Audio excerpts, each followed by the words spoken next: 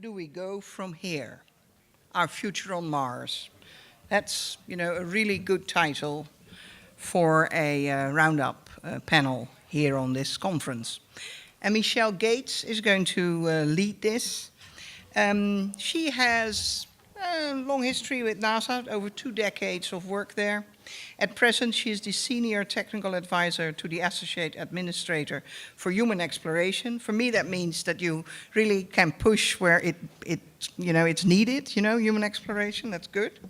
And she helps streamline the implementation of the new type of human spaceflight program where commercial and government coexist. And of course, we know that that is really important nowadays, this partnership. She represents NASA in cross-cutting initiatives, such as replanning the Mars exploration program. And she will lead this discussion on what is our future on Mars. Tell me.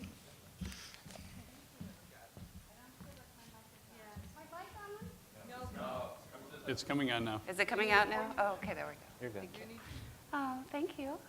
Does anyone need this? No. I don't think we have any slides for this session, but welcome back to the closing session of this very fine workshop, and congratulations to Artemis and Chris and Harley and all the hard work that went into this. I've just been very impressed, personal comment.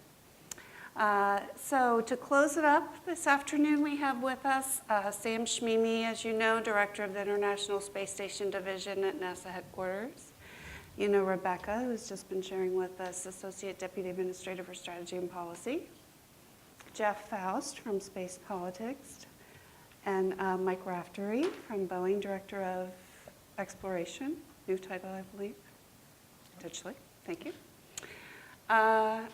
So what we'll do is we'll just ask each of our panelists to share some thoughts about what they've taken out of this meeting and what they see as the key areas for next steps, what's next for the path to Mars. And I know the session was titled, What Do We Do When We Get There? But would like that we focus on where do we go from here.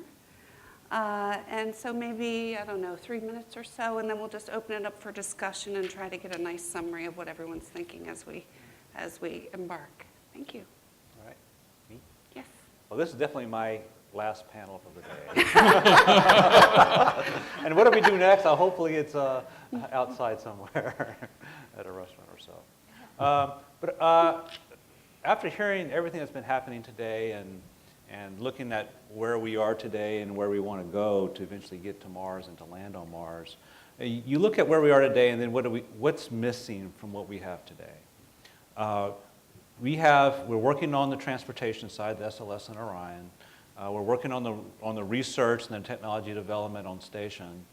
But what's really needed after that to be able to go to Mars? Well, you need some kind of operational experience beyond low Earth orbit with the equipment and the procedures and the software and the like and the crews that you want to take. So that's our next step with ARM, is to get that initial experience. The next logical step, is the ability to actually stay in space for beyond low Earth orbit, taking all the research that you learned on station and all the technology development, then apply that to what I had called earlier as a shakedown cruise in cislunar space. It's not necessarily you have to do a long duration space mission right away, but be able to build up to it in 30 days, 60 days, 90 days. But the research and the risk mitigation ought to lead us that way, not to say, oh, it has to be this way, it has to be that way. But let the risk and the gap analysis and engagement with the community on what those risks and those gaps are determine where we go next. But that seems like the next logical step. Once you have the habitation, once you learn how to do operations in deep space, you have the transportation and the SLS and the ability to bring the crew back and things of that nature, we're ready to go to Mars from a human standpoint. Not necessarily you have all the equipment you need to do something at Mars, but at least you have the capability to go. And I would just say our next steps, hopefully in our next time we meet here, we're actually talking about what we're actually doing, maybe some combination of human and robotic activities, science-driven activities, things of that nature. So that's, in my mind, that's the next steps to be able to figure out, to define the pool on how we go beyond where we are with station and our development activities. That's all I got. So I think as well we have all the steps in place. We're on our path, we're developing the capabilities. SLS and Orion doing great. Space Station, we are going through a selection now for a commercial crew to get astronauts to Space Station and bring back a U.S. Launch capability for astronauts. We're developing the ARM mission, formulating it, thinking about it, doing all those great things, figuring out what we really need to do that mission. And we really are, as you heard from Lori, getting all of the pieces together to develop what we really need for Mars. So now, these next steps, where do we go from here? We have to follow up, like I said in the last panel, and really continue those discussions with our international partners. We had the Global Exploration Roadmap meeting last week or the week before. Went great. To continue that dialogue and realize that we're only going to go to Mars together. And we need to collaborate with the international partners and start figuring out more specifics of what everyone is going to do and what role everyone's going to play. We have to figure out more specifically, again, what's going to be happening with our commercial partners. And we have to get this national dialogue just going. We have to get it into people's mindset. I do the strategy work right now at NASA for the next few days until I go to American. But even at American, I'm going to be focusing a lot, of course, on these same questions. As they say, culture eats strategy for breakfast. So until we change our culture to start thinking, not that Mars is unattainable and we're never going to get there with humans, but until we change the culture to say it's just the thing to do to get humans to Mars because of all the great benefits that it's going to provide, and here's how we're going to be doing it, we're not going to get there. So we got to start that dialogue going, get it in everybody's brains that it's not just science fiction anymore, this is a reality. I'll sort of, as someone who's been taking notes and doing a lot of tweets over the last few days, take my view looking at sort of the classical 6 journalistic questions: who, what, where, when, why, and how. Some of them are pretty obvious. Who, humans, where, Mars. What, human missions to Mars, probably initially sortie missions, but I think there's a lot of interest in expanding that to permanent settlements. When, we've got a time frame in place to do this by the mid-2030s. We'll see it's not uncommon, certainly, for aerospace programs to have schedule slips, but certainly there are some commercial ventures out there that are trying to do things on a more accelerated time frame. So we'll see if those factors cancel out one way or another. That really gets down to the 2 big questions, I think, which is how and why. And I think you heard a lot about how here at this conference. And certainly introduced to a lot of terminology like strategic knowledge gaps and some of the various issues in terms of launch vehicles and propulsion and entry and descent and landing systems and life support systems and so on that are all necessary for human missions to Mars. And I think one of the messages that comes out of this conference is that even though that we don't have now today all of those systems and capabilities to enable a human mission to Mars, we've at least identified where those gaps are and have, at least at a high level, a path in place to try and close those gaps in a realistic time frame that, if everything works well, would enable human missions in the mid-2030 time frame. The last question, though, is why. And why wasn't really discussed quite as much here as probably it should have been. We love to talk about how. We love to talk about hardware. We love to debate hardware. You can go online and see all sorts of debates about launch vehicles, for example, to give one canonical example. We love to debate that. But, particularly in sort of the self-selected group of people that comes here, if you're here, you're probably already interested in human missions to Mars. Maybe you want to go yourself, or at least you want to be able to enable other people to do so. But we certainly know there's a much larger audience of people out there who are either unaware of what's going on or have concluded for one reason or another that it's unaffordable or unimportant or simply something that they're not willing to support for one reason or another. And we really need to come up with some strong rationales for why to enable a program that is sustainable over a 20 or 30 or more year time frame. And also can be affordable, and however we define what affordable is, as we saw in that last panel. Certainly we're not going to expect the sort of funding levels in terms of a proportion of the federal budget that we saw in Apollo. And Apollo obviously wasn't sustainable because it required such a large proportion of the federal budget over time. So certainly we need something that has a much more constrained fiscal profile, something that can be considered affordable and be sustained over a long period of time. And that is going to be driven by really the rationales people develop. And there are certainly plenty of rationales for sending humans to Mars. I don't think we've hit upon that right magic combination of reasons that really resonates enough with enough of the public to really generate that, as I think one of the people said earlier today, incites people to march on Washington and demand a human Mars program. Certainly, given the audience here, we're a long way from doing that. And I think that's really perhaps as big, if not bigger, a challenge for humans to Mars, answering the why question, as in answering any of the how questions. So I'd like to emphasize 3 C's for you, and sort of from an industry perspective, but hopefully a little broader than that. First C, constancy of purpose, consistency, making sure, and we heard a lot of this in the previous panel, making sure that we have a plan that we're going to stick to and we're not going to hit the reset button. This is really critical. This is one of the key findings that came out of the workshop that Harley talked to us about earlier. And it is going to be a key determiner on whether or not we're successful in the long run. So constancy of purpose. The second one I want to hit is capabilities. On the first day of the conference, you heard from Charlie and you heard from Bill Gerstenmaier a lot about capabilities and how we're bringing capabilities online. And I know that for some of our community that's frustrating. We all want to see how we're going to use these capabilities and get that all defined. But there's actually a lot of wisdom in doing it this way because it allows us to build an infrastructure that's sustainable for the long term. So we have to decide. I think yesterday I showed an architecture that said we need 6 pieces to get to Mars, and we're working on the first 2 right now with SLS and Orion. The third piece may be the deep space habitat or something like that that Laura just showed us in the previous panel. So that may be the next capability that we're talking about. Once we build these capabilities, we need to lock them down, and then those are the ones that we're going to use consistently to go to Mars. The last C I want to hit is communication.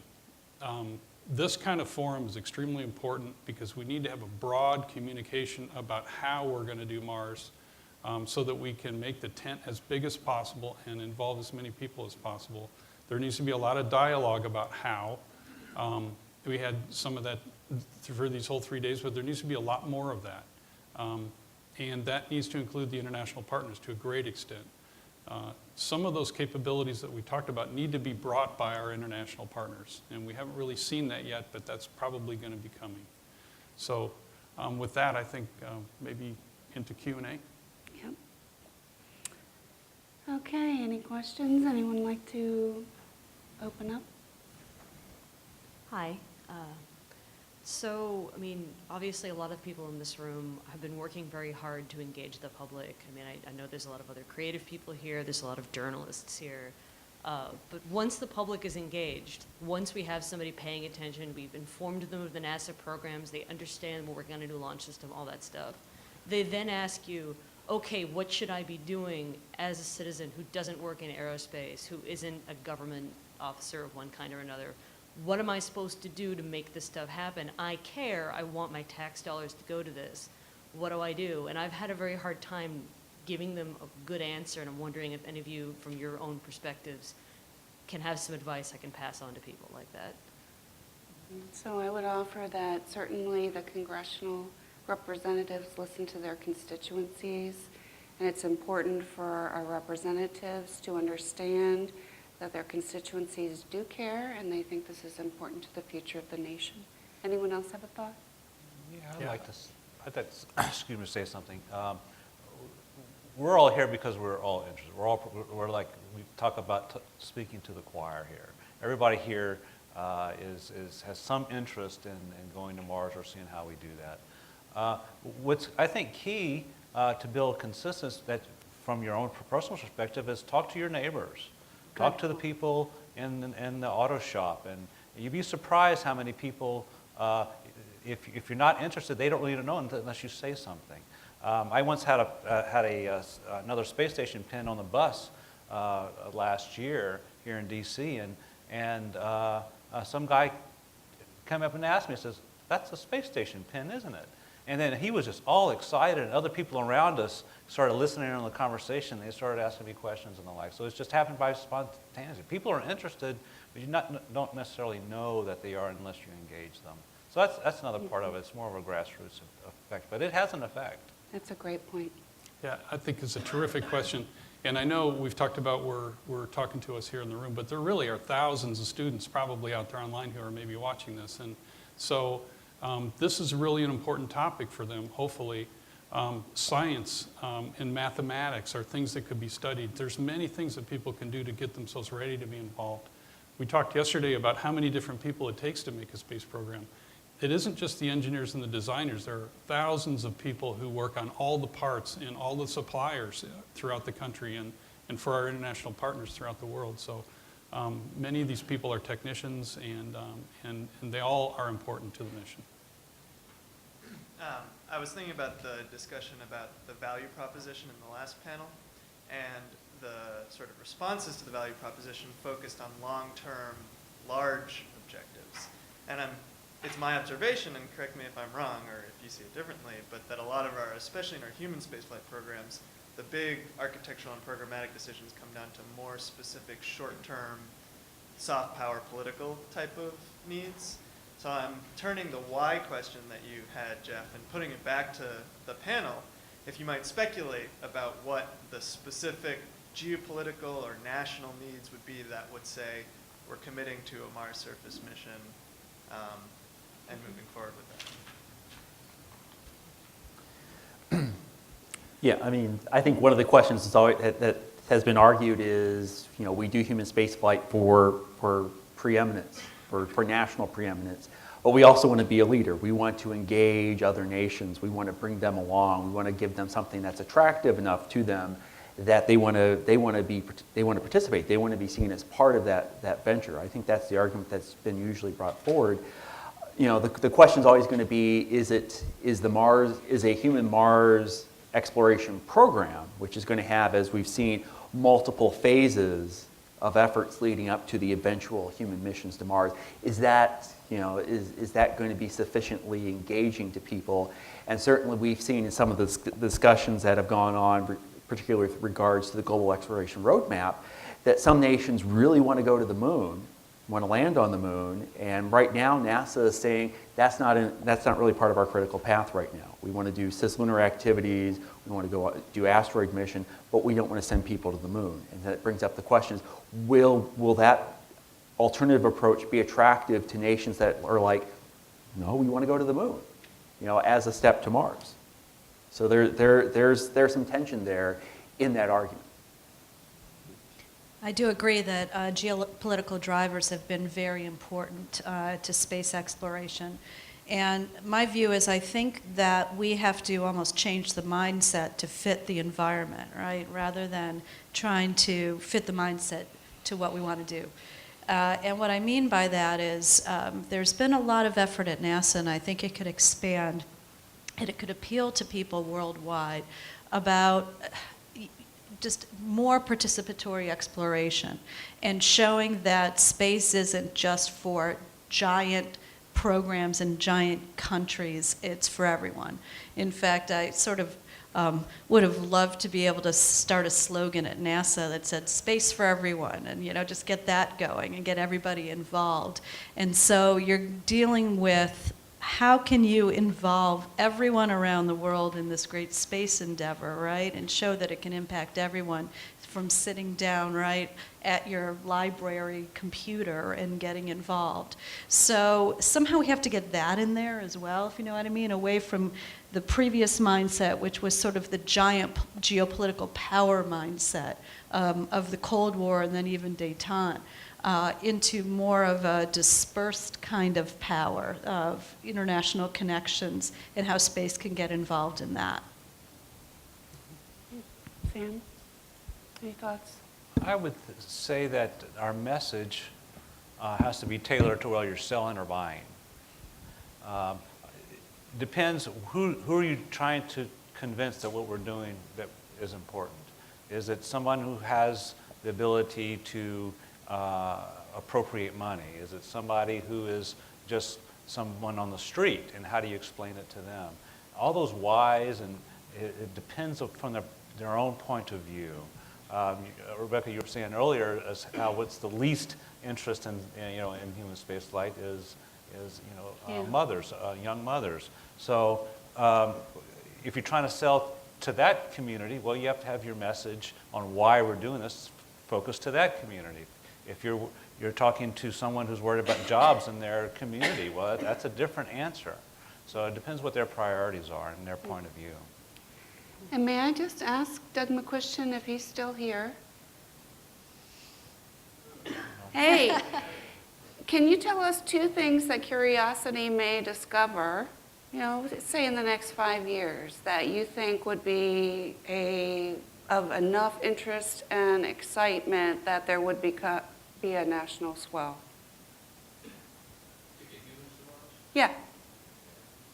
Well, obviously, an example I used to use is the dinosaur film, right? That's a good one.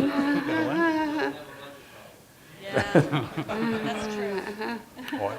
Any others? Oil? Microbial life on the planet, and anything that leads you to biological potential. The next step after Curiosity, Curiosity's mission is not life. Curiosity's mission is habitability.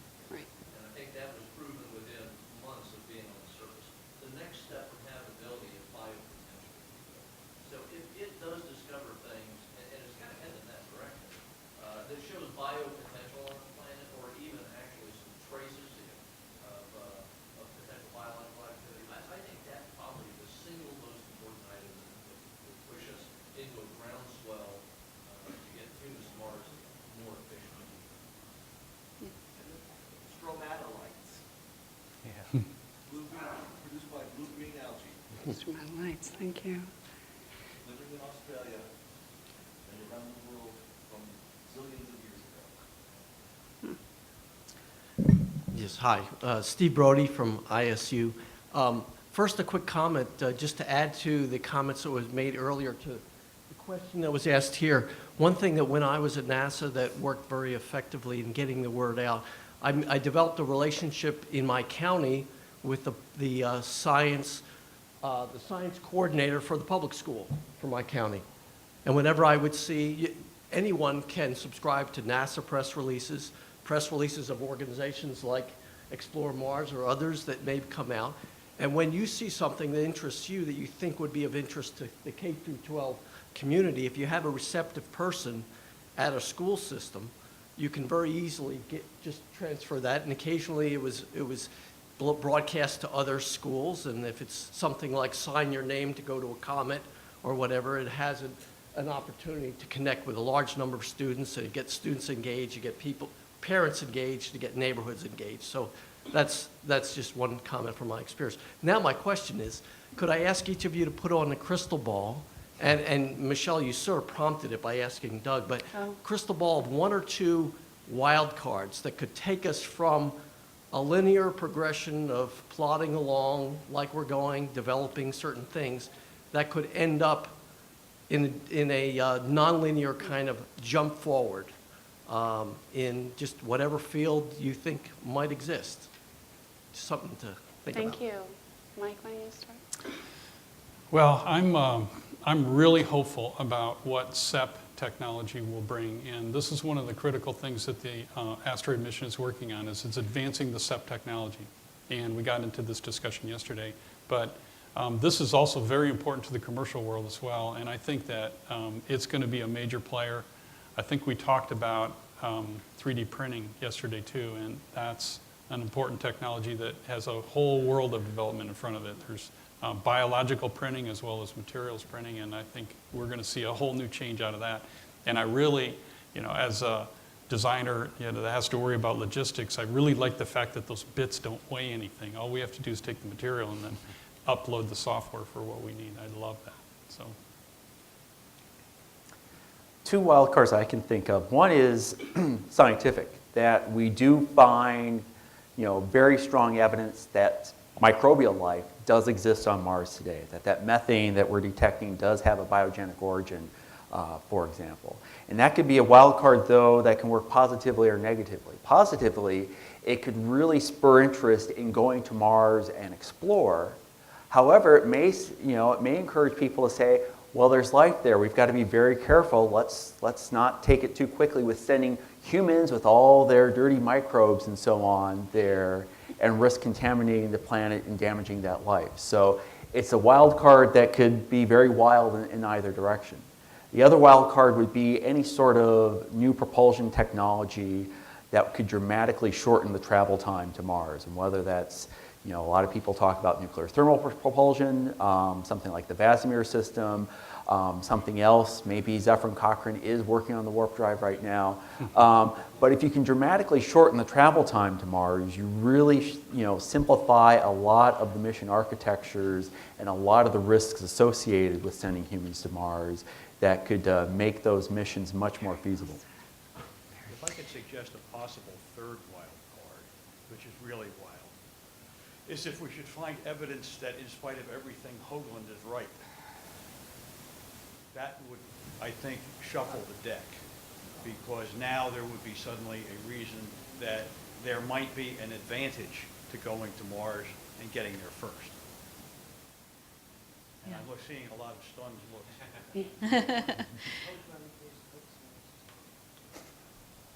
Yeah. Well, I think we did some of this kind of thought process too through our strategy work, where we looked at different scenarios for the long term for NASA. And one scenario is, again, disruptive change, right? What could cause big disruptive change? And we came up with a few different examples of the types of things that might cause this. One is discovery of microbial life. That would be a huge discovery, right, in the universe. And you can imagine a refocusing of NASA to focus on missions, right, to expand upon that. Another one would be if there's huge acceleration of climate change. And the impact to Earth is becoming so evident, you can imagine a refocusing of the government at large, right, and the budget of the government at large to do something about that. And that might have a big impact on NASA and space, either expansion of our Earth science portfolio or taking our Earth science portfolio and developing a whole new agency, who knows. And then the third is geopolitical again. What if things do escalate, and what if we end up going to war with China, just as an example? You can imagine then a huge refocusing for NASA, one way or the other, to make space once again some type of geopolitical tool. So those are a few of the thoughts that we had. Blue sky up in the air, who knows if they would happen. Thank you, Rebecca. Well, all the good stuff is taken, so I'm thinking hard. If Mars attacks, that might be an impetus. The only thing that I can come up with is what we've been talking about this whole time. And for a long time, Mars has just been seemed out of reach, either technically or affordably. I think we will get the support that we need. Barring any kind of other square wave that comes into the system, we'll go when people think it's important and they think it's the value proposition is worth it. And I think that time is coming soon. I think in the next, maybe by the next administration, we will have a consensus among the community that this is the path that we ought to be on, hopefully. I'll leave it with that. I'd like to add too. Neil deGrasse Tyson, his work resulted in a suggestion that there were three rationales that are actually have caused sustained investment in exploration. 1, war. 2, praise of deity. And 3, the promise of economic return. Not guarantee of economic return, but promise of economic return. And so one thought on a game changer in my head is always ISRU. I was thinking that too, if you discover some incredible resource in space, right? Right. Oil. Go ahead. Thank you. Thank you. Ms. Keiser, I appreciate those remarks about changing the culture. It's not enough to have a good strategy. You have to change the culture. And I think it really caps off kind of a reiterative point that I've seen throughout the conference, and that's that the biggest challenge isn't technical. It's engaging the public. It's political and convincing them that it's worthwhile. My question is, what can Explore Mars do, or what should Explore Mars' role be toward changing the culture? And also, on a broader note, in what should Explore Mars' role be in the ultimate goal of getting to Mars? That's a great question. Yeah. Rebecca, you want to? Sure. I think what we're talking about as far as changing our definition of what access to space means is so important. Access to space, there are some, I have to admit I'm not one of them. I know that's probably a travesty in this room, who I do not want to go into space physically. I'll just say that right now. But I love space. And for me, access to space, again, is all the ways that I can be involved right from home, and how I could be involved in a global dialogue with others who have this fascination with space because of the technologies that we can develop, that where we can understand our universe better and, again, develop technologies to benefit us here on Earth. And we have to use these technologies here on Earth that increase access to information around the globe. We have to do that much better. We're doing a lot of it through social media.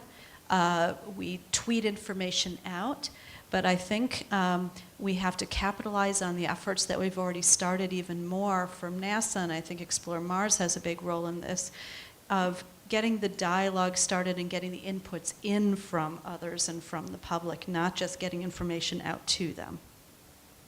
Thanks. Jeff, do you want to? You know, I think a big role for an organization like Explore Mars or any of the other space advocacy organizations is reaching out to a much broader community of people. You know, again, as others have noted, we do a very good job of preaching to the choir and convincing ourselves that we've come up with great ideas. But I think it's the role of these organizations to reach out to schools, to civic organizations, to the general public at large, and and talk about these and get the feedback back from the public about whether or not these ideas resonate with them or not, and adjust that accordingly. And I think that's a very important role that they do, that again, that gets us beyond simply talking to ourselves and convincing ourselves that we've got great ideas that may or may not actually be seen as great ideas by the taxpayers. I have one more idea on this.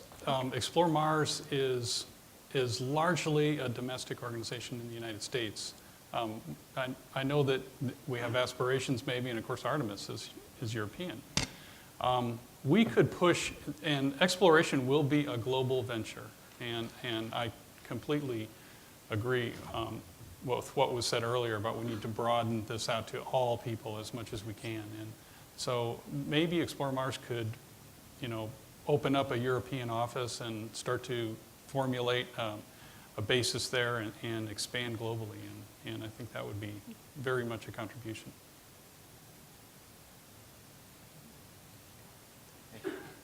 I just want to toss in one more disruptor that could increase public awareness and public support for the space program, which would be Planetary Defense. If we had Chelyabinsk 2, 10 to 100 times as much energy, or 10 to 100 times as much damage, and preferably in the United States. Yeah. Good one. Good point. Preferably. Preferably. Wow. Not in my backyard. The last panel and this one actually, for the first time, really brought up the political aspects. There's been a lot of talk about the technical aspects and such.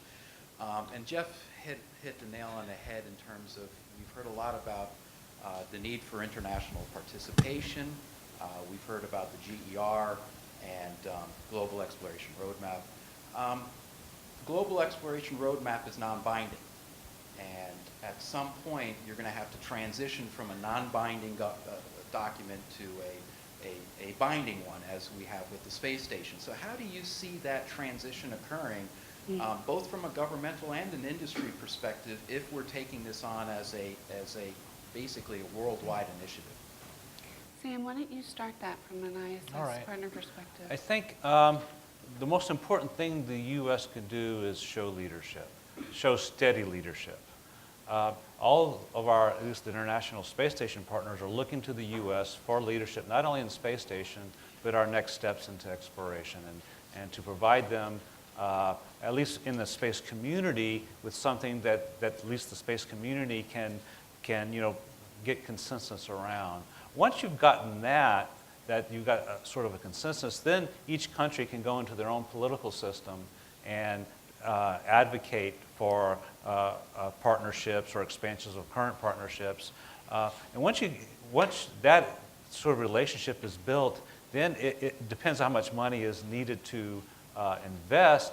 Typically that comes up to a higher level in the government, whether that be a State Department or Foreign Affairs level, or even a president or a premier level. So the most important thing right now is for the U.S. to show leadership, not only in the technical things that we're doing here, but also in our policy. That's the most important thing, I would say. And of course, international collaboration happens in many different ways. There's the top-down model, like Gord Chenemirdan, which really resulted in Russia joining the space station partnership, or the USSR that became Russia and then joined. And that was a top-down initiative that compelled us, again, for geopolitical reasons. A lot of our partnerships happen more from either the middle up or the bottom up, where we have our U.S. scientists who just naturally form collaborations with international scientists because it's an international endeavor, and decide to collaborate on instrument provisions or research methodology, or just any kind of project. And I think we shouldn't underestimate the power of those types of international collaborations as well.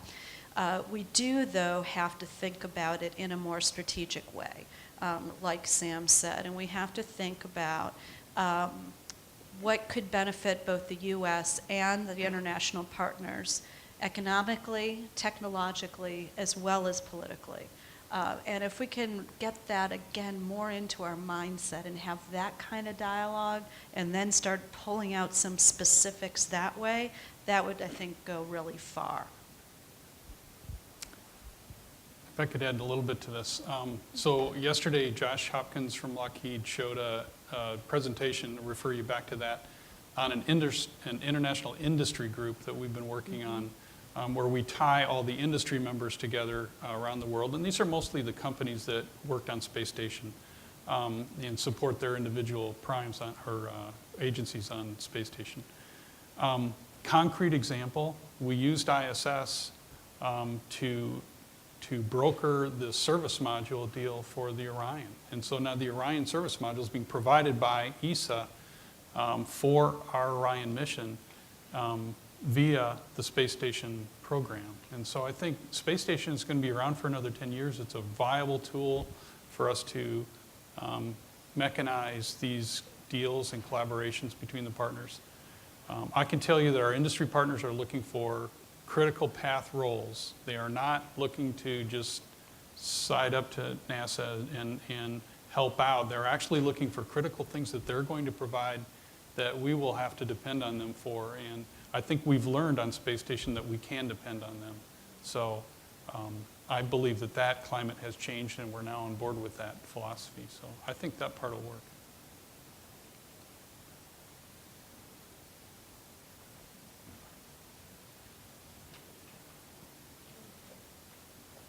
Hi, thanks so much for all of your insights and sharing your knowledge and your experience with us. I think one message that we've all gotten is that we need consistent budget for the next 20 years. And I'm wondering, what are the specific asks that we can ask for Congress? Maybe this question doesn't have to be answered today, but over the next year or the next 2 years, what are the specific asks that I can say to my congressman and say, you know, by 2016, we need this amount of money. Otherwise, the SLS is not going to be ready to go. You know, we have the, I think it's called the 1B configuration, et cetera, things like that. What are the specific asks that we can literally write a letter and say, you know, this is what we need to make this happen. Otherwise, you know, 2035, we're not going to be on Mars.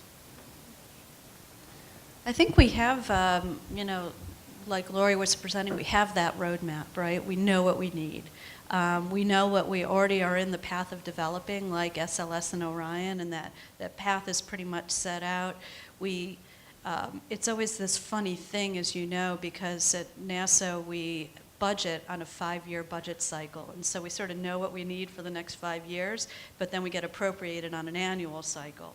And so really, that 5-year budget is public. You know, we tell people what that is. So that's really what we need, is that 5 years, you know, that 5-year horizon at least, right? And then the next 5 years, and the next 5 years. Yeah, I mean, if you're going to Congress now, I think you really have to focus, you have to ask for what's in the FY15 budget proposal. Because this is one of the challenges of doing a very long-term program is you can have a 20 or 30-year time horizon for a program. You can have 5-year budget rollouts, runouts in the budget proposals, but the money comes on an annual basis. And there's always, and if the money comes up short 1 year, that has ripple effects that goes on for years and years. So you have to, that's one of the messages here, is that you can't go to Congress once, make your point, and declare victory. You've got to go back again next year, and the year after, and the year after.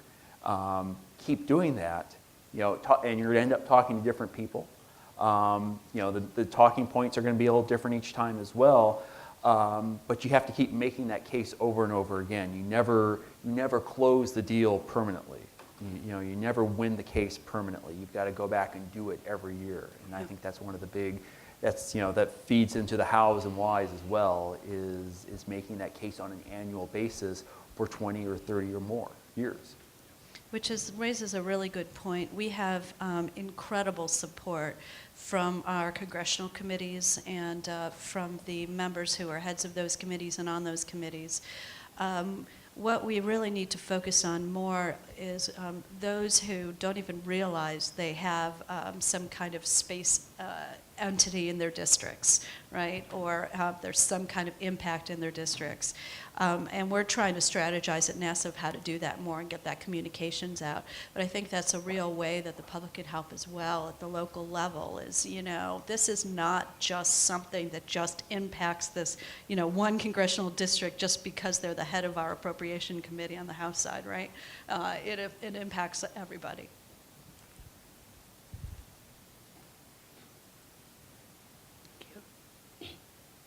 Any further thoughts?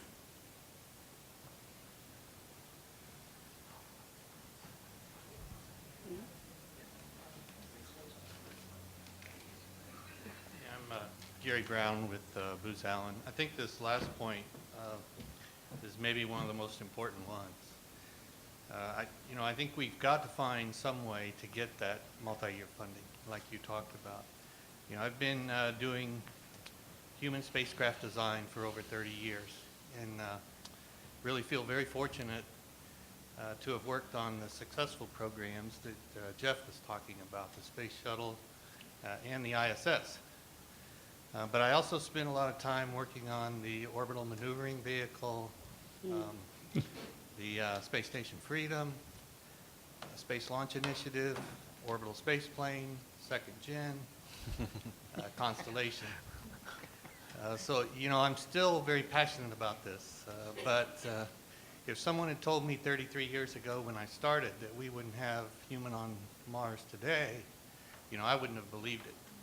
So we've got to find some way to get multi-year funding. I think it's important for the international partners too, so that, you know, we build credibility and we build trust.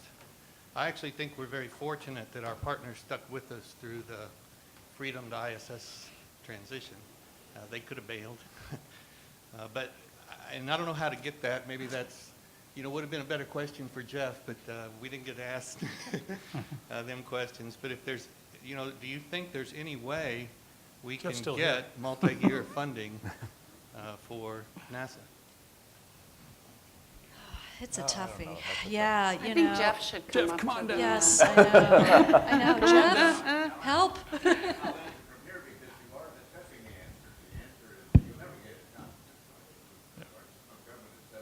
Doesn't set up that way. That's not going to change. So you will not get Congress to appropriate annual appropriations beyond 1 year and move tax slide. No Congress can bind a future Congress. So what you do is you go beyond that. You go to people who you create The consensus. demand for Congress.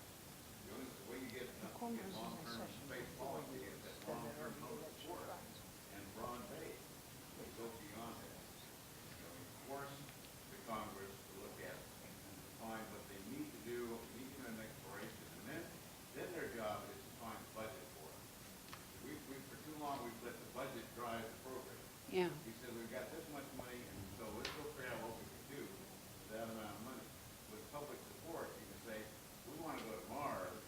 Now you, Congress, President, everybody else, figure out where to find the resources to do that. That's your job. Great point. Can we clap for that? Yeah.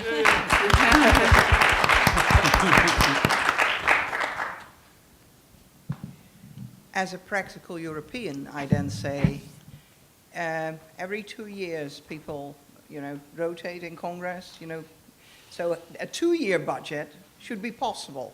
That already, you know, halves the pain. Am I correct? So that would be it. But I actually took the, and actually we Europeans have a 5-year budget at ESA.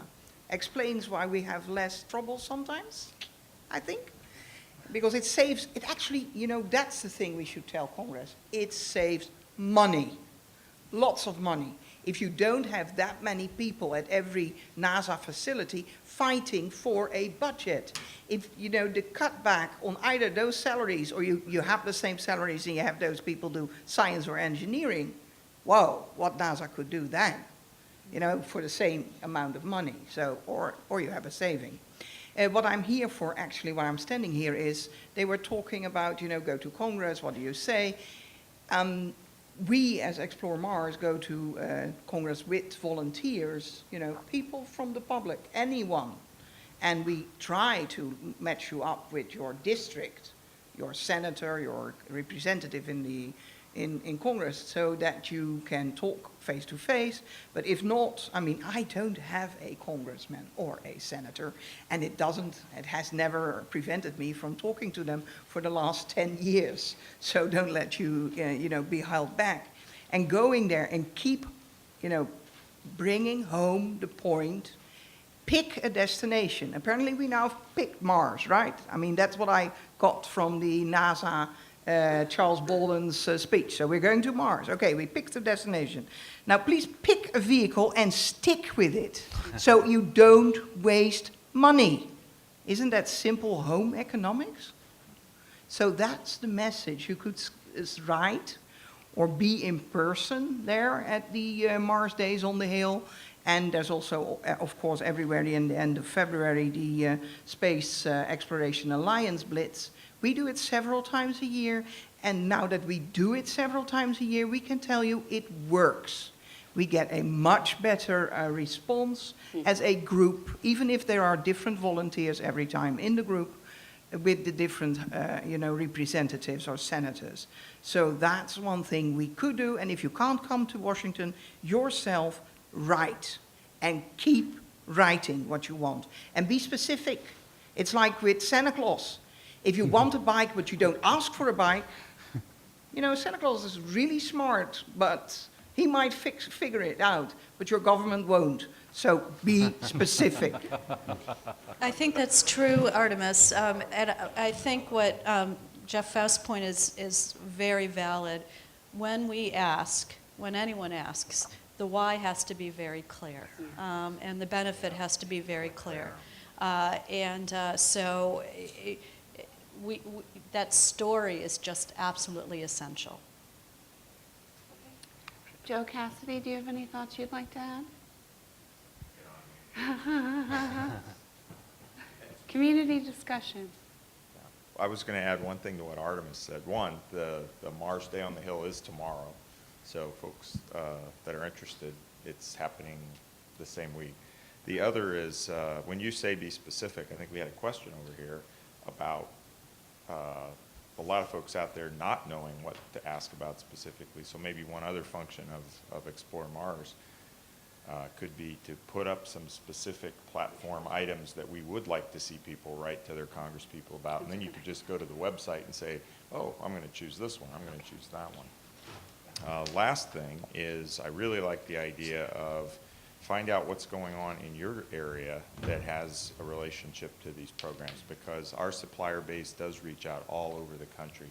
And you know, go find out what that company does, and then you can go write your congressman or speak to your congressman and say, and by the way, did you know, for a lot of years, nobody knew that all the rockets that have ever landed everything on Mars were built in Redmond, Washington, until we started talking about it. So, you know, now we've got a lot of interest from our congresspeople up there, but before we told them, they didn't even know they existed. So. That's great, thanks, John. Brent Maynard, there was one idea that just came to my mind, would produce publicity and also maybe help financially. As in during World War II, there were war bonds being sold. What about having Mars bonds, where people would have savings bonds to finance Mars? It's just an idea that came into my mind. I'd like to hear what others think of it. It's an interesting thought, yeah. You have to get a good underwriter to do it. In World War II, you've got the government. Otherwise, you're going to have trouble selling it. That's a good idea. That's a good, Yeah. good idea. That's a good thought. You don't have the finance folks up here, but the comment over here was you have to have the government, someone's got to back it. There has to be a financial backing for the bond. But it's possible you could find that if you get somebody to underwrite it. And nowadays we have Kickstarter. Yeah. Museums, samples. Do y'all have a question? Any thoughts? We seem to have come to a conclusion. Yeah.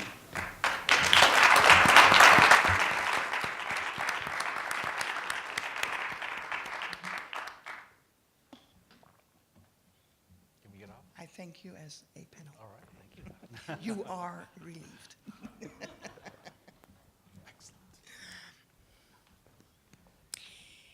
The end of this great conference. The question is, of course, did we do it? Did we at least plan how to get our asses to Mars? You know, that was the question the assignment I gave you when we started. You remember? I think we did make progress. For one, the opening speech and the other speeches by NASA leadership about, officially embracing and on the record stating that the human spaceflight, is going to Mars.